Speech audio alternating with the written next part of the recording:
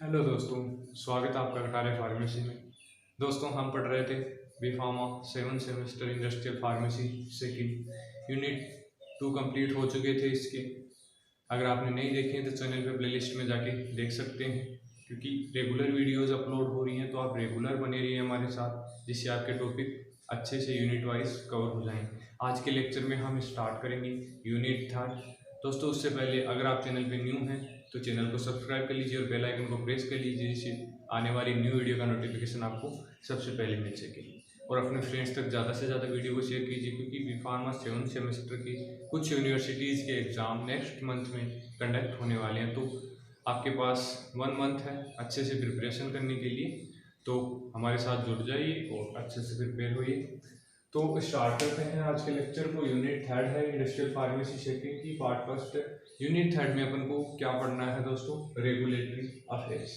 Regulatory affairs क्या होता है कि कोई भी इंडस्ट्री देख लो, वर्क देख लो, जहाँ पर किसी चीज़ का प्रोडक्शन हो रहा है, वहाँ मतलब कुछ अथॉरिटीज़ होती हैं जो उसके वर्क को रेगुलेट करती हैं। तो वैसे हमारी जो फार्मास्यूटिकल इंडस्ट्री है, जहाँ पर मेडिसिन की प्रिपरेशन या प्रोडक्शन हो रहा होता है, वहाँ पर भी कुछ रेगुलेटरी अथॉरिटीज़ होती हैं जो उसके प्रोडक्शन को एंड उसकी मार्केटिंग, जो भी मैन्युफैक्चरिंग सेल्स है, उसको कंट्रोल करती हैं। तो उसको बोलते हैं अपन रेगुलेटरी अफेयर। इससे क्या होता है कि ये ड्रग की सेफ्टी, इफिकेसी और मतलब इसका मेन रोल होता है, जो ड्रग की सेफ्टी इफिकेसी होती है उसको चेक कर लेते हैं, पता रहता है, और जो स्ट्रेंथ एंड वीकनेस है ड्रग की वो इसके द्वारा पता कर ली जाती है। मतलब इनका वर्क होता है रेगुलेट करना, जो भी कुछ गड़बड़ी आ रही है सिस्टम में उसको रेगुलेट करना रेगुलेटरी अफेयर्स का वर्क है। तो देख लेते हैं, हम इंट्रोडक्शन देख लेते हैं इसका। Regulatory affair is a profession with in the health care industry. मतलब ये एक जैसे अदर प्रोफेशन है, वैसे ही ये एक प्रोफेशन है इन हेल्थ केयर इंडस्ट्री, नेमली जैसे pharmaceutical, medical device, pharma, biological function, food. मतलब जरूरी नहीं है मेडिसिन, कोई भी फूड वगैरह, मतलब हेल्थ के लिए जो भी प्रोडक्ट्स अपन यूज ले रहे हैं तो उसमें इंक्लूड होगी। Regulatory affair is a profession which has developed from desired of government. मतलब ये मेनली गवर्नमेंट के द्वारा डेवलप की गई है। क्यों डेवलप की है? प्रोटेक्ट पब्लिक हेल्थ, मतलब जो पब्लिक की हेल्थ प्रोडक्ट से खराब हो सकती है उसको रेगुलेट करने के लिए। Protect public health, controlling safety and efficacy of product in area including, जैसे फार्मास्यूटिकल से ड्रग्स आ रही हैं, प्रोडक्शन हो रहा है, वेटरनरी मेडिसिन हो गई, मेडिकल डिवाइस जो यूज किए जा रहे पेशेंट्स के लिए, pesticides, cosmetic and complementary other medicine. मतलब सभी का कंट्रोल होगा रेगुलेटरी अफेयर्स के अंदर, गवर्नमेंट के द्वारा डेवलप की गई है ये, और पब्लिक हेल्थ के लिए इसका मेन वर्क होता है। अब देख लेते हैं histological background, sorry historical overview of regulatory affairs. Till 20th century in the Indian drug industry was very initial. मतलब 20th सेंचुरी में वेरी इनिशियल स्टेज पे थी हमारी जो इंडस्ट्री है इंडिया के अंदर drug. Majority of drug import from the other country. मतलब इस time majority of drug import की जाती थी अदर कंट्री से, क्योंकि यहाँ पर इतना कोई टेक्निक्स अवेलेबल नहीं थी जिससे लार्ज स्केल पे प्रोडक्शन करवाया जा सके। The requirement of drug increase after first world war. मतलब फर्स्ट वर्ल्ड वार के बाद जो रिक्वायरमेंट इंक्रीज हुई उससे पहले कभी नहीं देखी गई इतनी। तो अब रिक्वायरमेंट इंक्रीज हो रही है, तो उसको रेगुलेट करने के लिए भी तो कुछ अथॉरिटी चाहिए। तो मतलब गवर्नमेंट ने इनको अपने अंडर ले लिया।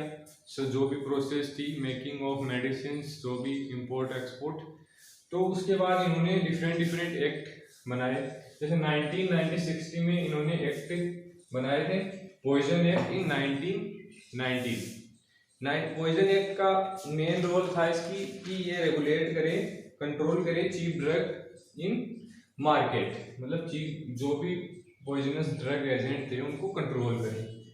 सेकेंड है डेंजरस ड्रग। मतलब जैसे जो ओपीएम है, नारकोटिक है, मॉर्फिन, कोडीन, जो ड्रग हैं जो कन्वर्जन या फिर कोज करवाती हैं, तो उन ड्रग का कंट्रोल किया जाना आवश्यक था, इसलिए डेंजरस ड्रग एक्ट आया 1930 में।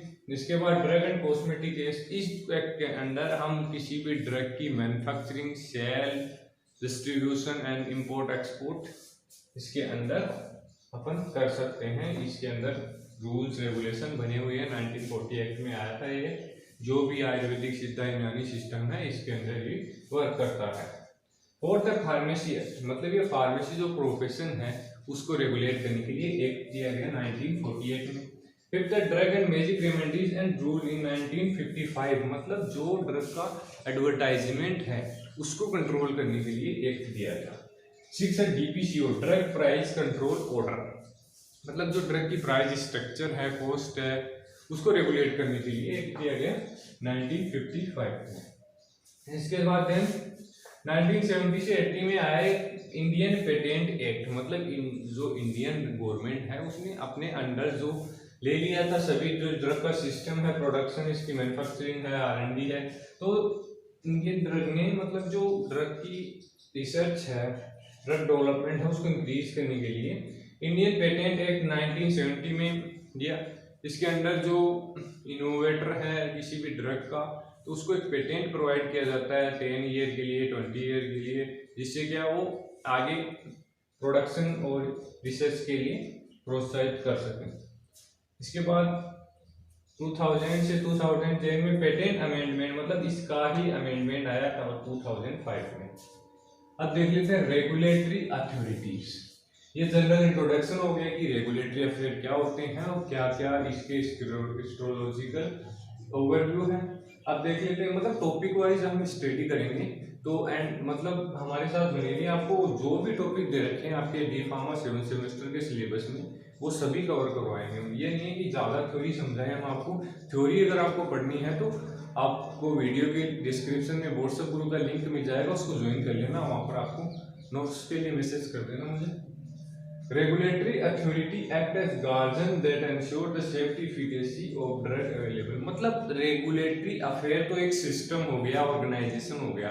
अब इसके अंदर जो वर्क करेगी अथॉरिटी होगी वो एक गार्जियन की तरह वर्क करेगी फॉर ड्रग की सेफ्टी एफिकेसी एंड क्वालिटी की फॉर पब्लिक, मतलब मेन रोल होगा इसका रेगुलेटरी अफेयर्स के under. The work to identify strength and weakness of drug regulation and propose strategies to improve drug regulation, मतलब ये जो आइडेंटिफाई करता है इसका मेन वर्क होता है, जो रेगुलेटरी अथॉरिटी होती है चेक करता है स्ट्रेंथ एंड वीकनेस को ड्रग की, ये पेशेंट के लिए सही है या नहीं। Each country has agency that accountable for imposing rule and regulation and passing guidelines for drug, मतलब हर कंट्री के पास अलग अलग country, different countries have own regulatory agencies जो कंट्रोल करती हैं। क्या क्या कंट्रोल करती है उस कंट्रीज के अंदर? Development, registration, licensing, manufacturing, marketing and labelling of pharmaceutical product, मतलब R&D से लेके मार्केट तक जाने की जो भी प्रोसेस है उसको ये कंट्रोल करती है regulatory authorities.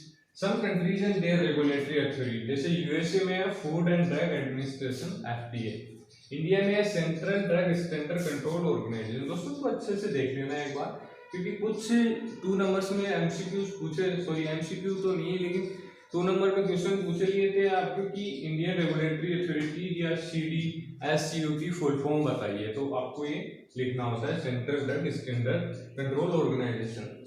European medicine agency, China में state food and drug administration, Japan में ministry of health, labour and welfare और कनाडा में है health Canada.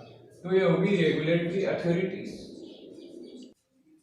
Role of regulatory affair department, मतलब जो हमारा रेगुलेटरी अफेयर डिपार्टमेंट है उसका कौन कौन सी फील्ड में क्या क्या रोल होगा। तो रेगुलेटरी अफेयर डिपार्टमेंट का मेन रोल होता है मेडिकल डिवाइस, जो भी मेडिकल डिवाइस यूज होते हैं पेशेंट्स के लिए उनके अंदर। प्रोडक्शन जो भी मेडिसिन बनाई जा रही हैं उसके अंदर।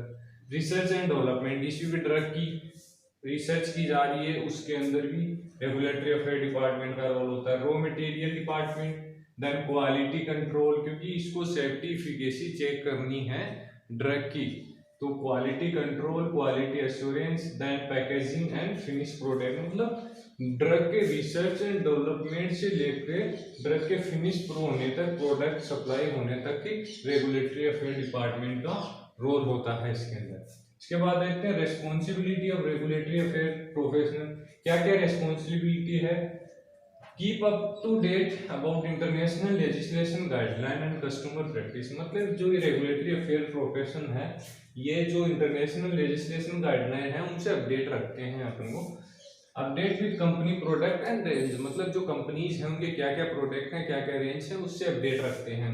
Complaints of company product on current regulation, मतलब जो करंट रेगुलेशन है उसके अकॉर्डिंग कंप्लेंट्स को रेगुलेट करते हैं कंपनी की। Impart training to R&D pilot plant on current regulatory requirement, मतलब जो R&D है, रिसर्च एंड डेवलपमेंट है, एंड जो पिलोट प्लांट है आफ्टर बिफोर लार्ज स्केल अपन करते हैं पिलोट प्लांट इसके, ये कंप्लीट डिटेल स्टडी कर चुके हैं अपन फर्स्ट यूनिट में, तो वहाँ देख लेना, आपको पिलोट प्लांट के बारे में पता चल जाएगा। उन करंट रेगुलेटरी, मतलब इनको ये ट्रेनिंग प्रोवाइड करता है करंट रेगुलेटरी रिक्वायरमेंट के अकॉर्डिंग रेगुलेटरी अफेयर प्रोफेशनल। आज की वीडियो का लास्ट टॉपिक है regulatory requirement for drug approval. तो दोस्तों मतलब ड्रग अप्रूवल एक मतलब मेन प्रोसेस होती है किसी भी ड्रग को मार्केट में ले जाने के लिए। Drug approval process is a regulatory process through which person sponsor innovator organisation get approval to promote a drug in market. मतलब एक रेगुलेटरी प्रोसीजर होता है, इसके अंदर क्या है, रेगुलेटरी अथॉरिटी जो भी इनोवेटर है, ऑर्गेनाइजेशन है, उसको मतलब पेटेंट मान लो या फिर कोई भी मतलब अलाउ करेगी उसको मार्केट करने के लिए। वो जब भी अलाउ करेगी जब वो प्रोडक्ट पब्लिक हेल्थ के लिए सेफ होगा, उसकी एफिकेसी, सेफ्टी सब कुछ चेक किया जाएगा। क्या प्रोसेस होती है ड्रग के अप्रूवल के अंदर? फर्स्ट स्टेज होती है इसके अंदर ड्रग की डिस्कवरी, सेकेंड हो गया ड्रग डेवलपमेंट एंड मैन्युफैक्चरिंग, मतलब डिस्कवरी के बाद इसकी ड्रग का डेवलपमेंट होगा एंड देन मैन्युफैक्चरिंग की जाएगी। इसके बाद क्लिनिकल ट्रायल होंगी, देन मार्केटिंग। इनके बीच में complaints with regulatory requirement with रेसेंसरी, मतलब FDA रेगुलेशन जो भी अथॉरिटी है उसके द्वारा अप्रूवल लेना होता है, न्यू ड्रग एप्लीकेशन के द्वारा उनको मतलब डिफरेंट इसके अंदर प्रोसेस आ जाती हैं। फर्स्ट फेज में ड्रग डेवलपमेंट टीम का मेन रोल हो गया, उसने ड्रग को डेवलप किया।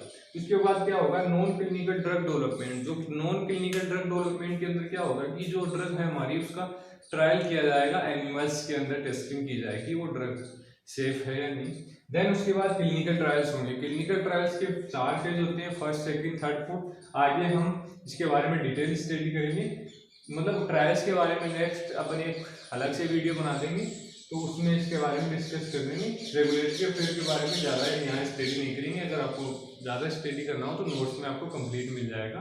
तो मैंने मेन आपको समझा दिया कि रेगुलेटरी रिक्वायरमेंट फॉर अप्रूवल क्या क्या रिक्वायरमेंट्स होंगी इसके अंदर, ड्रग डिस्कवरी से मार्केटिंग के बीच ये रेगुलेटर कंट्रोल करेगा। तो दोस्तों ये था आज का हमारा वीडियो। अगर वीडियो अच्छा लगा तो वीडियो को लाइक कर दो, चैनल को सब्सक्राइब कर लो दोस्तों, और बेल आइकन को प्रेस कर लो जिससे न्यू वीडियो का नोटिफिकेशन आपको सबसे पहले मिल सके, और अपने फ्रेंड्स तक ज़्यादा से ज़्यादा वीडियो को शेयर कीजिए। धन्यवाद दोस्तों, मिलते हैं नेक्स्ट वीडियो में।